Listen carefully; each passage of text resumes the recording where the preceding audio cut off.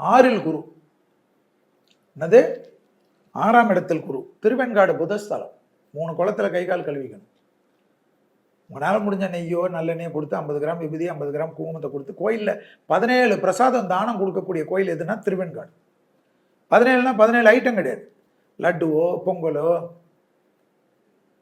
பச்சை பயிரோ ஏதோ ஒன்று ஒரே இது கொடுங்க. புளியோதரை கூட வாங்கி கொடுங்க. ஒரு வாட்டி கொடுத்தாவே தலைமுறைக்கு நிற்கும். அது கோயிலுக்குள்ளே கொடுக்கணும் தானம். கோயில் விட்டு வெளில வந்து கொடுக்கக்கூடாது.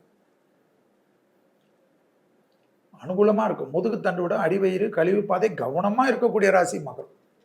சனியெல்லாம் விலகிடுச்சு. அவ்வளோ அர்ப்பட்.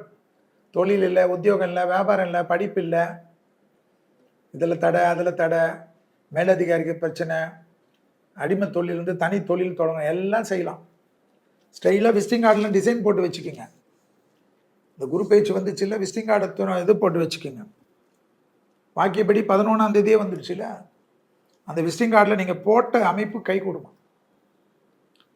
எல்லாமே அனுகூலம் ஏற்படும். எதிரிகள் விஷயத்தில் கொஞ்சம் கவனம், தேக ஆரோக்கியத்தில் கவனம், வாகனத்தில் கவனம், சட்டத்துக்கு புறமானவர்களோட நிழல் கூட அண்டாமல் பாதுகாத்துக் கொள்வது கவனம் கவனம் கவனம். கூடா நட்பு கேடு விளையும் 6ல் இருக்கக்கூடிய குரு. ஏன்னா மிதுனத்தில் இருக்கிறான், ஜாக்கிரதையா இருங்க. எவனா வந்து ஏதாவது இழுத்து விட்டுற போறான். வீடு கட்டுறது, நிலம் வாங்கிறது எல்லாம் உங்களுக்கு கிடைக்கும். இன்டீரியர் பண்ணுறது, வார்த்தைக்கு மதிப்பு மரியாதை ஏற்படுவது, பணம் வருவது, அஷ்டலட்சுமி கடாட்சம் கிடைப்பது, முதலீடு செய்வது, கிரெடிட் கார்டை மட்டும் வச்சு தேய்க்கிறதெல்லாம் விட்டுருங்க மகரம். புரியுதா? அதில் ரொம்ப கவனமாக இருக்கும். யார் இடத்துலையும் சண்டை வேண்டாம். பக்கத்து வீடு அண்டை எல்லாரோடய வெள்ளக்கூடி வெள்ளை பேசிட்டு போட்டுக்கு. உறவு, நட்பு, தொழில், வெளியிடம் போகிறது வருது, எங்கேயாவது கும்பலாக இருந்தால் போய் எட்டி பார்க்காதீங்க. உங்களுக்கு சம்மந்தமே இல்லைனாலும் நீங்கள் மாட்டிப்பீங்க.